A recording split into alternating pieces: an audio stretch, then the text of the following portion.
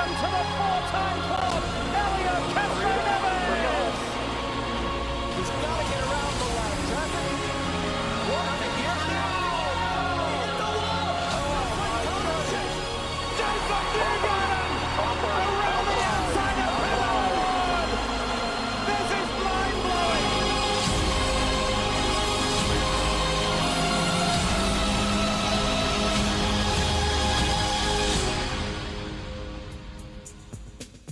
Salve, salve fãs do esporte! Sejam bem-vindos a mais um vídeo do Legends of Speedway. E hoje iremos falar da maior, a mais clássica, a mais antiga, a mais tradicional e a mais difícil corrida de se vencer no automobilismo. Senhores, se preparem. Começa hoje o mês mais veloz do mundo, as 500 milhas de Indianápolis. Existe um lugar onde o tempo para e o som dos motores vira oração, Indianápolis. Um labirinto de alta velocidade, onde o vácuo te puxa e o muro te convida ao erro.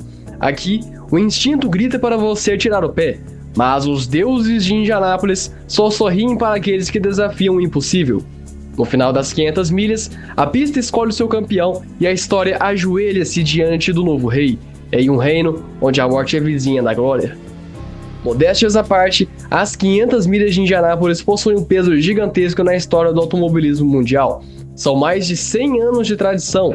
Nenhuma corrida no mundo tem esse peso e essa história. Muitos pensam que é só virar para a esquerda ou ter o melhor carro, mas o buraco é muito mais embaixo do que parece. Vamos ver nesse vídeo.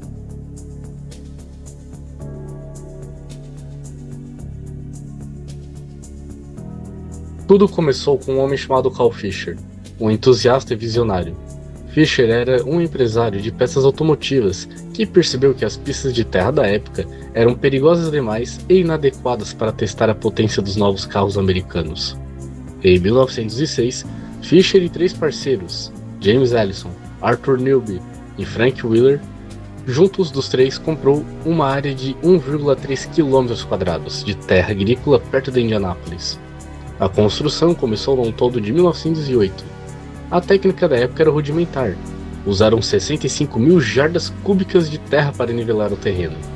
A superfície original era composta de uma mistura de cascalho esmagado, pedras e alcatrão, o que tornava o asfalto perigoso demais para o peso dos carros. A pista também conta com uma icônica torre de comando chamada Pagoda. A Pagoda foi nomeada em 1994 e tem seu design totalmente inspirado nos templos asiáticos. Ela dá o charme de Indianápolis, com um toque de velocidade presente, não apenas na pista.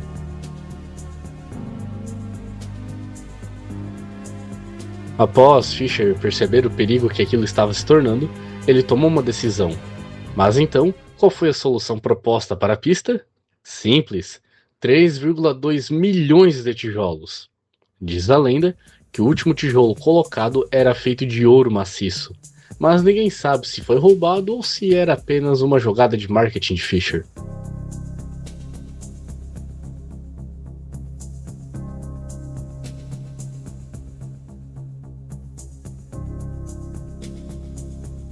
O Indianapolis Motor Speedway é muito mais que um simples oval. São 4 curvas de 9,2 graus de inclinação, que se juntam às 2 grandes retas de 914 metros cada. Seu comprimento total chega às 2,5 milhas, ou 4,02 km de comprimento. Além disso, a pista mantém a tradição de seus tijolos, que estão presentes desde 1909. Falaremos mais à frente sobre 2 de suas tradições. Além disso, o Indianapolis Motor Speedway se consagra como o maior centro esportivo do planeta, tendo capacidade para mais de 400 mil pessoas simultaneamente nas arquibancadas. A fama de Indiana é inseparável do asfalto de Indianápolis. Para o resto do mundo, Indiana pode ser um estado agrícola do meio leste americano, mas no mundo do automobilismo, ele é o epicentro do universo. A fama de Indiana se consolida no chamado Month of May. Durante 30 dias, o estado para. Não é apenas o dia da corrida, são os treinos, a classificação, o Carb Day e os festivais. A economia do estado recebe um impacto bilionário, e a hospitalidade local é famosa mundialmente. Moradores abrem seus quintais para estacionamento, fazem churrascos gigantescos e tratam pilotos como deuses.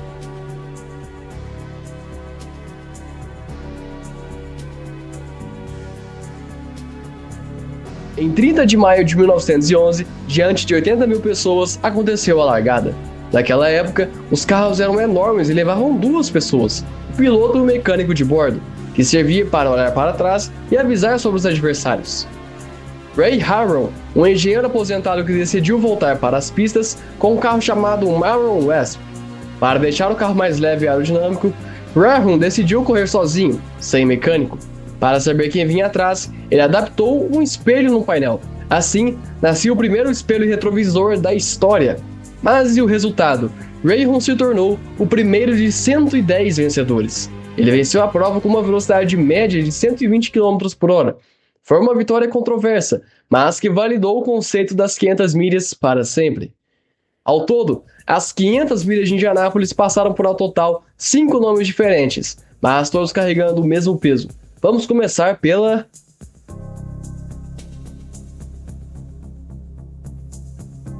A AAA era organizada pela American Automobile Association, com carros de motor dianteiro pesados e estreitos. Porém, após alguns acidentes, a AAA resolveu largar o esporte em 1955. De maiores nomes da era primordial, temos Louis Meyer, Wilbur Shaw e Mary Rose, com 3 vitórias cada.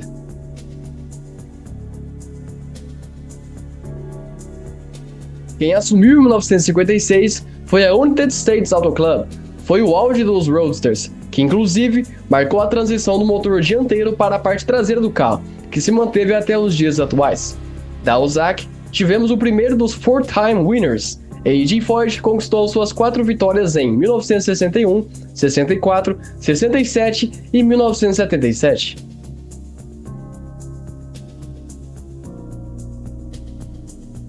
E, em 1979, uma das, ou então, a era mais icônica da história da IndyCar assumiu o palco da velocidade.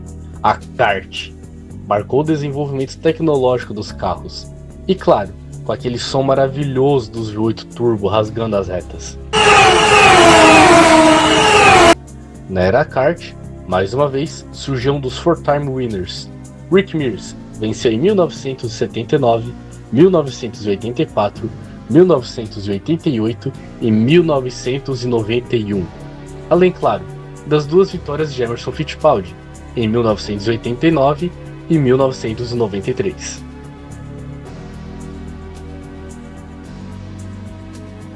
Em 1996, uma nova promessa assumiu o controle de Indianápolis, carros feitos especificamente para ovais.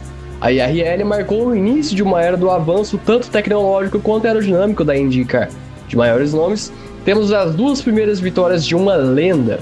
Hélio Castro Neves venceu em 2001 e 2002. E claro, como não falar da gloriosa vitória de Gil de Ferran em 2003? Também tivemos nomes como Kenny Brack, Juan Pablo Montoya e Arie Luyendyk.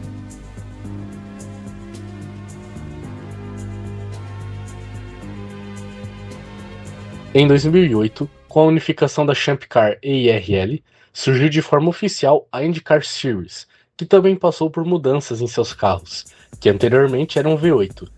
Tivemos a era do Super Kids, do DW12, e o atual chassi sendo o IR18. De maiores vencedores dessa era, temos Dario Franchitti, Takuma Sato, Joseph Newgarden e Hélio Castro Neves com 2 vitórias cada.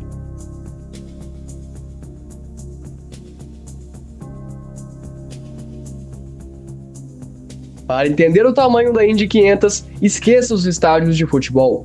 O Speedway é uma cidade temporária. Para termos uma noção de sua capacidade, dentro do circuito caberiam simultaneamente o Vaticano, o Coliseu de Roma, o Rose Bowl, o Yankee Stadium e a Casa Branca. E olha, ainda sobraria espaço. O respeito predomina sobre as arquibancadas. Nos momentos do Memorial Day, mais de 350 mil pessoas no autódromo ficam em silêncio profundo, ao contrário da grande explosão em momentos como o tão famoso Drivers Start Your Engines. A Indy 500 vai além de uma simples corrida. Ela se torna a sede de mais de 400 mil pessoas que amam o esporte a motor.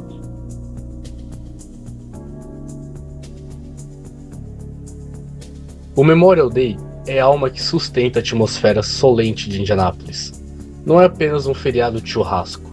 É o dia em que os Estados Unidos param para honrar aqueles que morreram em combate ao seu país. No Speedway, essa celebração ganha uma escala monumental. A Indy 500 acompanha o Memorial Day desde a sua primeira edição em 1911, mas o respeito militar foi crescendo a cada ano que se passava. Após a Segunda Guerra Mundial, o sentimento patriótico dos Estados Unidos explodiu. Quando Tony Hillman comprou e salvou a pista em 1945, ele decidiu que a Indy 500 não seria apenas uma corrida, mas uma celebração da liberdade americana. Foi nessa era que o tom solene e as homenagens aos veteranos ganharam o peso que tem hoje. Além de todo esse respeito à pátria americana, temos duas celebrações que chamam toda a atenção da Indiana. A saudação de 21 tiros tornou-se uma parte fixa e coreográfica da pré-corrida para simbolizar o luto e a honra. Ready? Ready? Aim! Ready? Aim! E também o espetáculo do esquadrão da Força Aérea Americana, os Thunderbirds, que sobrevoam Indianapolis Motor Speedway, servindo como uma demonstração de força e tecnologia, unindo a potência dos motores dos caças F-16 com a potência dos carros da pista.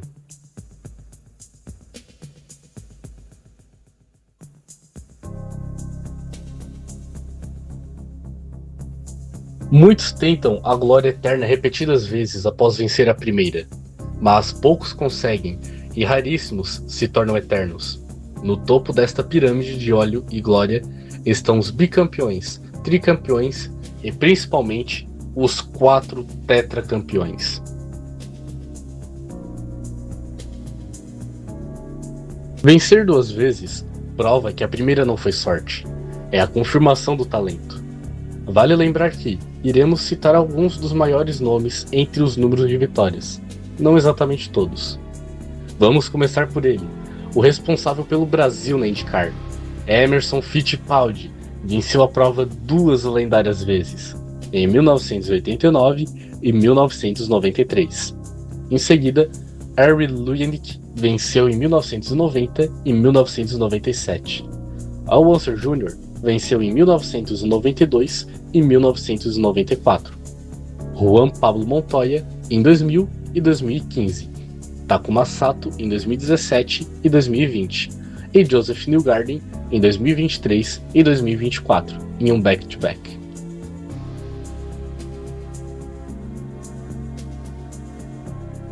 Eles estão a um passo da perfeição máxima, nomes que carregam o DNA da pista. Louis Meyer foi o pioneiro, vencendo em 1928, 1933 e 1936. Na sequência, Wilbur Shaw em 1937, 1939 e 1940. Mary Rose em 1941, 1947 e 1948. Johnny Rutherford em 1974, 1976 e 1980. Bob Unser em 1968, 1975 e 1981. E o escocês voador Dario Franchitti em 2007, 2010 e 2012.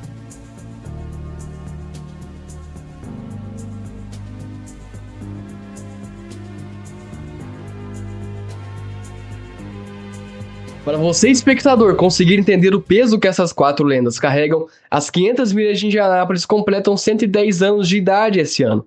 E em 110 anos de corrida, apenas 4 homens na história tiveram a proeza de vencer a Indy 500 4 vezes.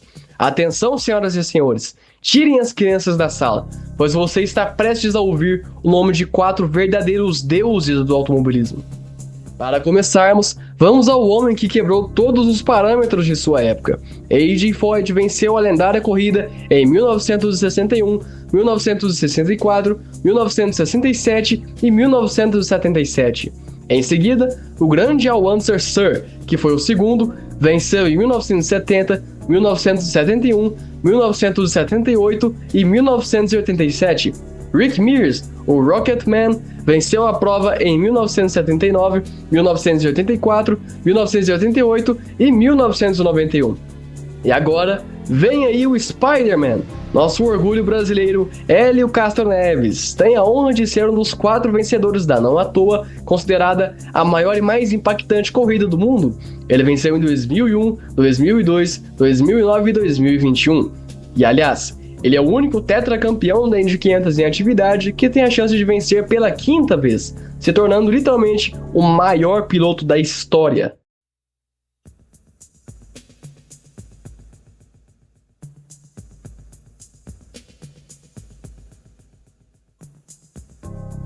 Se você perguntar a um americano qualquer qual o maior rival dos Estados Unidos em Indianápolis, a resposta não será uma equipe, ou um motor, ou um piloto, mas sim uma bandeira, a verde e amarela.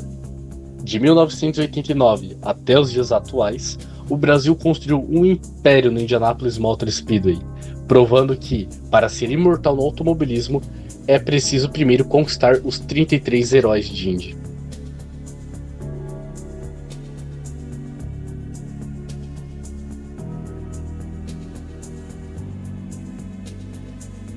Em 1989, o Brasil marcava pela primeira vez a sua presença nos sagrados solos de Indianápolis, em uma das chegadas mais dramáticas, com o Wanser Jr. indo para o muro a poucas voltas para o fim. O resultado? Emerson Fittipaldi via a bandeira quadriculada e sentia a imortalidade junto da torcida brasileira. E claro, com a lendária narração do saudoso Luciano do Vale. Olha, chegando, encostou no Wanser, vai por dentro, Emerson, vai por dentro, vai, que você passa, agora, é o Brasil, vamos lá, força, mais um pouquinho, vamos ver, bateu o Wanser. Em 1993, Emerson vencia novamente com seu belo Reynard, mas ele quase quebrou uma das mais lendárias tradições de Anápolis. Mas se acalmem, iremos falar sobre isso ao decorrer do vídeo.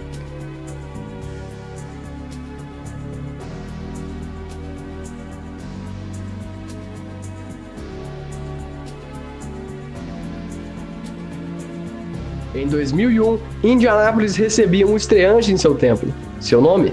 Hélio Castro Neves, ao lado de Gil de Ferran. Hélio cruzou a linha de chegada a toda velocidade e emoção, a primeira de 4 escaladas nas grades mais sagradas do automobilismo. Em 2002, veio a polêmica vitória. Nas voltas finais, em um momento em que Paul Tracy apontava para ultrapassar Hélio, veio uma bandeira amarela, e a vitória foi considerada para Hélio, pois a ultrapassagem de Tracy não havia sido completa, e que, para ser honesto, Hélio levou essa corrida, e ainda por cima a raiva dos fãs do canadense.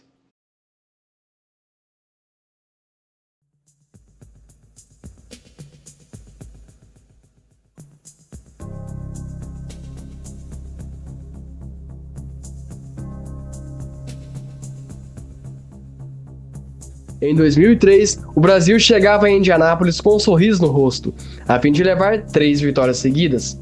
Tínhamos Castro Neves e o saudoso Gil de Ferran em suas Penske Marlboro, enquanto Tony Kanaan pilotava sua Andretti Green 711. Corrida vai, corrida vem. O Brasil na ponta, mas ficava a dúvida, ia dar Hélio ou Gil? A resposta? Gil de Ferran, e uma maestria inigualável, segurou o Spider-Man e venceu a prova de maneira espetacular. E claro, como não falar da clássica narração de Theo José? Apenas aumente o volume e aprecie essa obra de arte. Bandeira branca para Gil de Ferran. Vem bandeira branca, vai dar Brasil nas 3 primeiras posições. Vem Gil para ganhar pela primeira vez em Indianápolis. Um momento de glória para Gil de Ferran. Ele vem trazendo o Elinho, que traz o Tony Kanaan junto. Um final sensacional para o Brasil. Vem chegando o Gil, curva 3. O Elinho vem com tudo para cima do Gil.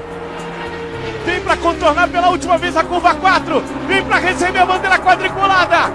Gil de Ferran vem para a vitória em Indianápolis. Vitória de Gil de Ferran. Hélio Castro Neves em segundo, Tony Kanaan em terceiro.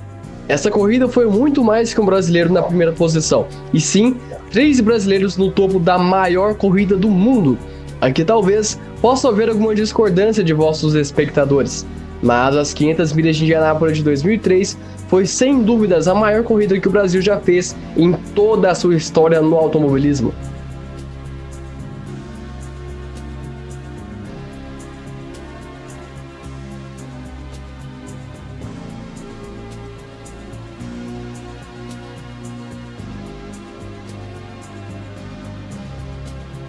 Em um ano de muita frustração e dificuldade para o lendário Tony Kanaan, que se via em um passo de ser da IndyCar e com sérias possibilidades de até mesmo abandonar sua carreira no automobilismo, o mesmo que se via com dificuldades em sua equipe, na época a KV Racing, que enfrentava dificuldades financeiras graves. A Indy 500 de 2013 foi frenética, teve o recorde histórico de 68 trocas de liderança. Tony passou a corrida inteira trocando posições com Ryan Hunter-Reay e Ed Carpenter. Não era uma corrida de paciência, era uma guerra de vácuo a 370 km por hora. Apenas 3 voltas para o fim, houve uma relargada após o incidente. Ryan Hunter-Reay vinha em primeiro, Tony em segundo. No rádio da equipe, Tony disse: "Well boys, it's going to be all or nothing. I'm going it for all." E, momentos depois, vinha a relargada final. Tony, logo na curva 1, assumia a liderança em uma ultrapassagem digna de cinema sobre Ryan Hunter-Reay. Bandeira verde. Marco Andretti vem por dentro também. Tony Kanaan por dentro. Lá vai Tony.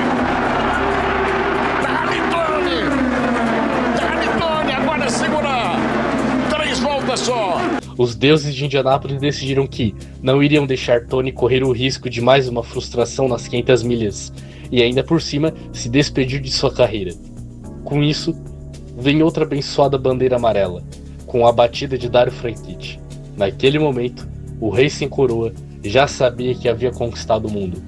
Após 11 anos de tentativa, acidentes e batidas na trave, Tony Kanaan conquistava sua gloriosa vitória nas 500 milhas de Indianápolis. E ao final, apontava para o céu dizendo: "Eu consegui, pai."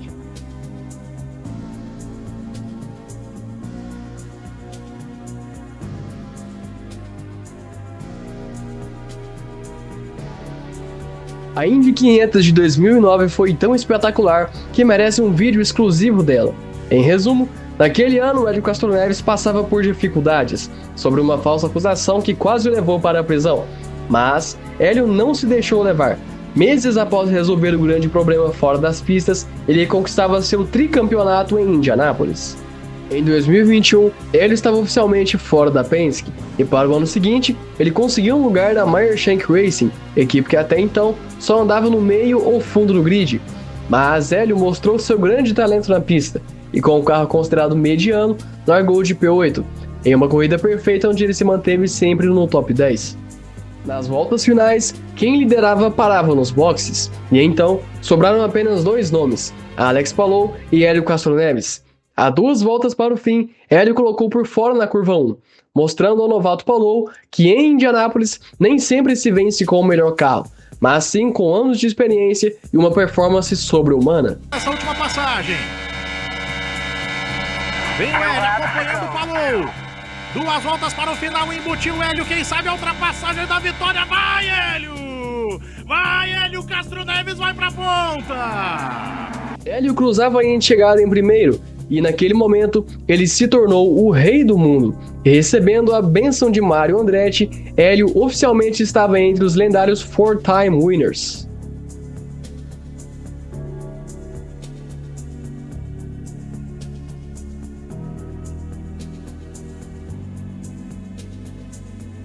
Para entender Indianápolis, não se trata apenas de velocidade e respeito. Se trata também de uma batalha contra a física, onde cada piloto desafia as leis convencionais em seus cockpits a quase 400 km por hora. O chassi atual da Indy é o da Lara IR-18, uma célula de sobrevivência em fibra de carbono que se transformou em um dos objetos mais rápidos do planeta, quando configurada para as 500 milhas.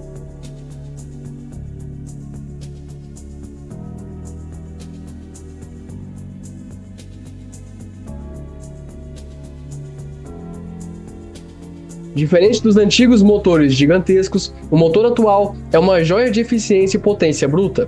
O IR-18 conta com a Chevrolet e Honda em suas montadoras.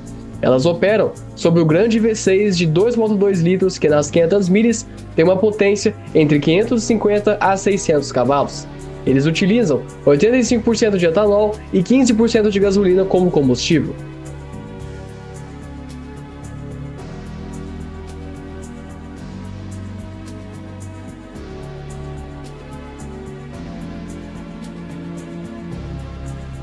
Um carro de Indy 500 não é simétrico. Ele é construído especificadamente para virar apenas para a esquerda, o que o torna um pesadelo de pilotar nas retas.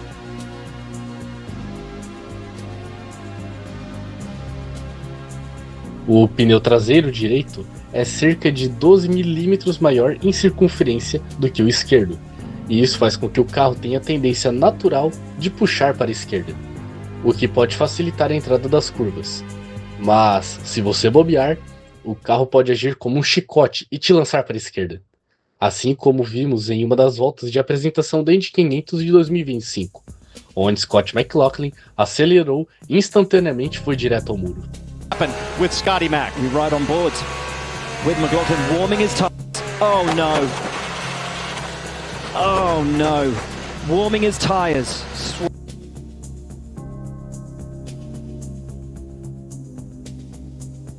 As rodas são inclinadas para o mesmo lado. Isso garante que, no ápice da curva, sob uma pressão lateral gigantesca, a face do pneu fique 100% em contato com o asfalto.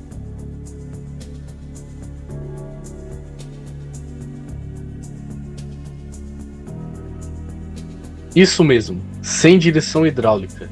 Nem todos sabem, mas os carros da IndyCar são guiados 100% no braço, em um volante totalmente mecânico. Não há nada para te dar algum tipo de auxílio. Na pista, existe você, conectado a uma das máquinas mais velozes que pisa no solo do planeta Terra.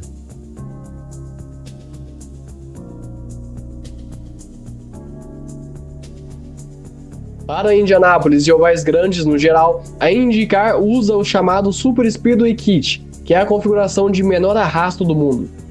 Diferente do carro de circuito misto e de rua, o das 500 milhas age como uma lâmina, que fura o ar com o mínimo de resistência possível. Isso, junto da potência e as configurações citadas acima, torna o carro um foguete nas classificações, onde os pilotos ultrapassam velocidades de 380 km por hora de média.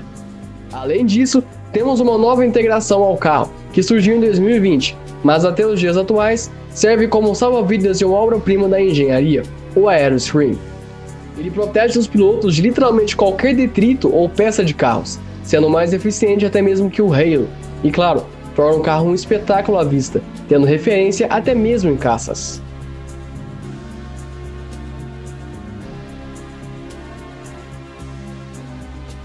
Após o Grande Prêmio de Indianápolis, que ocorre no circuito misto, logo no primeiro sábado de maio, começam os preparativos para as 500 milhas de Indianápolis. São 2 semanas com treinos diários, com horas e horas de sessão. No último final de semana, pré-corrida, acontece a classificação, que dura sábado e domingo. No sábado, durante toda a tarde, praticamente ocorre a parte principal da classificação, onde todos os carros inscritos fazem suas voltas. Como é um oval, a classificação é feita por média de velocidade de 4 voltas. A ordem de saída é feita de acordo com a tabela do campeonato. Os últimos da tabela fazem suas voltas primeiros, e os primeiros fazem por último. Diferente dos outros ovais, onde cada piloto tem apenas uma chance, aqui na Indy 500 os pilotos têm 2 tentativas para fazer seus tempos. Porém, o pulo do gato está aí. Você tem que esperar a fila toda andar de novo até ser sua vez. Isso pode levar 1 ou 2 horas. Mas aí vem a parte agonizante. E se algum piloto bate e atrasa os reparos da pista? E se eu bato? Há tempo de recuperar o carro? Essas pequenas coisinhas podem fazer alguns pilotos perderem a sua segunda chance de volta. E isso pode custar caro. Porém, há a opção de furar fila. Mas com uma condição terrível. Quem quiser furar a fila para fazer a sua segunda tentativa por conta do pouco tempo e uma posição ruim, terá o preço a pagar. A média que ele fizer será válida. Não importa se for mais rápido ou mais lento. Isso significa que o piloto pode perder posições na tentativa de recuperá-las. No fim do sábado, os pilotos entre as posições P7 até o P30 têm suas posições definidas para a corrida. No domingo, entram em ação os pilotos do P1 ao P6 para o Pole Day, e os pilotos do P31 em diante vão ao Bump Day. O Pole Day dá início ao domingo, onde 6 pilotos disputam pole position.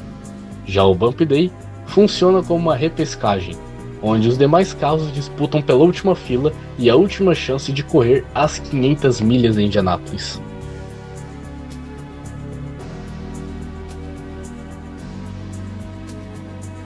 O Indianapolis Motor Speedway, em toda sua glória, recebeu diversas tradições vindas das 500 milhas. Então, vamos a algumas delas.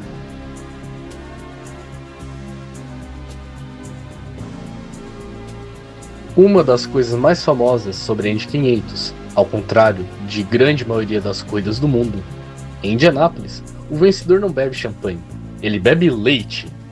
Tudo começou com Louis Meyer, em 1936, que pediu um copo de buttermilk para se refrescar. Desde então, o vencedor dessa prestigiada corrida mantém essa tradição de 90 anos atrás. Vale lembrar que a Associação de Produtores de Leite envia um formulário para cada piloto do grid, em que eles falam qual sua preferência. Eles podem escolher entre integral, 2% ou desnatado. Para fecharmos esse tópico, vamos falar de quando a tradição quase foi quebrada por Emerson Fittipaldi. Em 1993, quando ele se tornou bicampeão da Indy 500, ele bebeu suco de laranja ao invés do leite, o que causou indignações por grande parte dos fãs.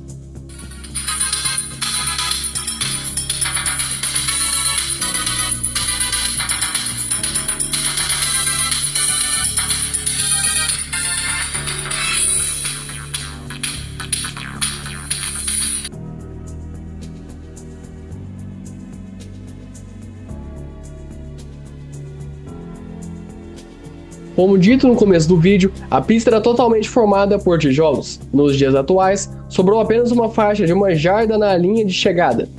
Curiosamente, essa tradição surgiu em 1996 com a NASCAR, quando Dale Earnhardt venceu a prova, se ajoelhou e beijou os tijolos.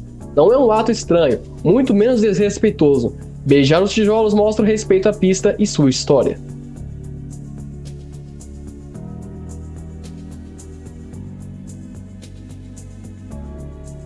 O troféu da Indy 500 vai muito além de um simples troféu. O original tem mais de 1,60 de altura e conta com uma característica única da Indy 500. O troféu carrega o rosto esculpido de cada vencedor da corrida, desde 1911. O nome do piloto e o ano de sua vitória são esboçados no troféu mais clamado do mundo. Porém, esse troféu é único no mundo, então quem vence a prova leva o Baby Borg, um troféu menor, mas que carrega os símbolos da vitória mais especial daquele piloto nas pistas. Inclusive, o filho de Tony Kanaan se consagra a única pessoa no mundo que possui um mini Borg Warner da vitória de seu pai em 2013.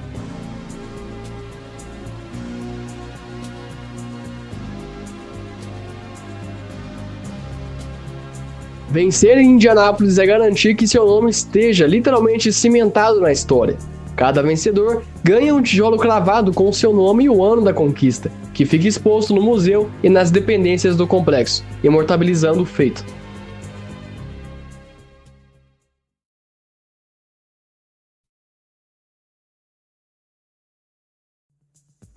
Este é o momento em que 350 mil pessoas choram, cantada pouco antes da largada. Essa música é o hino sentimental da prova. Ela representa o espírito do Memorial Day, o retorno para casa, a família e a honra aos que se foram.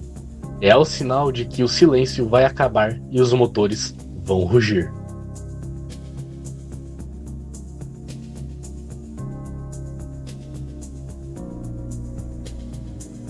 Além do troféu e o respeito imenso, o vencedor leva simplesmente o próprio Pace Car para sua garagem.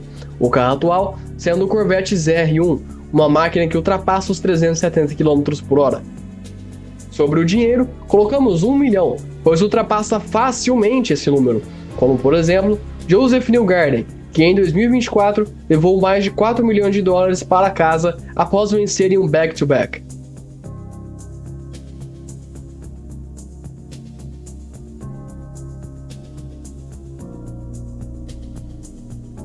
Como falar das 500 milhas sem mencionar seus recordes? Confira agora os feitos mais importantes marcados no maior espetáculo do automobilismo.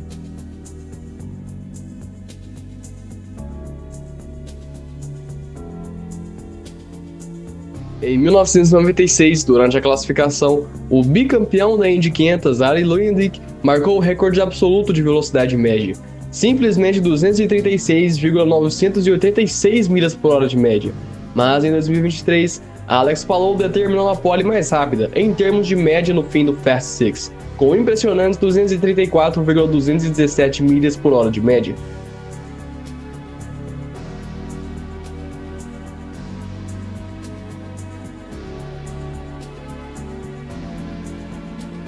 Ser o pole position da Indy 500 é como vencer uma corrida, e ninguém nunca dominou a velocidade de Indianápolis em classificação como a lenda Rick Mears, que tem um recorde de 6 poles na Indy 500. Em seguida, Scott Dixon com 5 poles, Rex Mays, A.J. Foyt e o nosso brasileiro Hélio Castro Neves com 4 poles cada.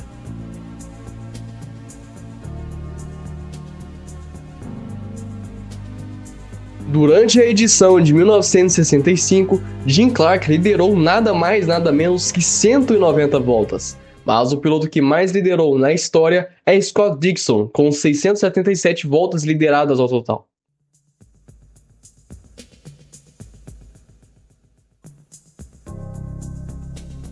Na sagrada edição de 2013, houveram simplesmente 68 trocas pela liderança, sendo o maior número já registrado na história de Indianápolis.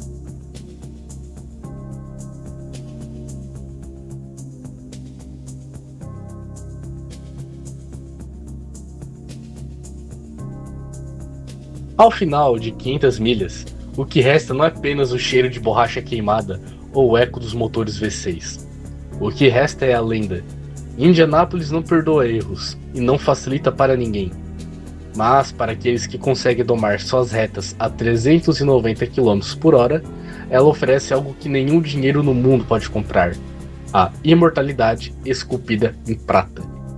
Seja através do pioneirismo de Ray Harron ou do suor de Tony Kanaan no Tudo ou Nada, a Indy 500 continuará sendo o maior espetáculo da Terra, porque enquanto houver 1 litro de leite no pódio e uma linha de tijolos na chegada, haverá alguém disposto a arriscar tudo para ser eterno. E como o Brasil bem sabe, não há lugar melhor no mundo para se tornar um deus do asfalto do que aqui, no Indianapolis Motor Speedway. Pessoal, esse foi o vídeo mais trabalhoso do Legends of Speedway, o roteiro sendo escrito por 4 dias e a edição horas e horas em frente ao computador, nos dedicando o máximo para trazer um dos vídeos mais completos sobre a Indy 500. Com isso, pedimos encarecidamente o seu like. Se você valoriza o nosso trabalho aqui no YouTube, considere se inscrever para mais vídeos épicos como esse. Nos vemos por aí, a toda velocidade nos sagrados solos de Indianápolis. Até mais!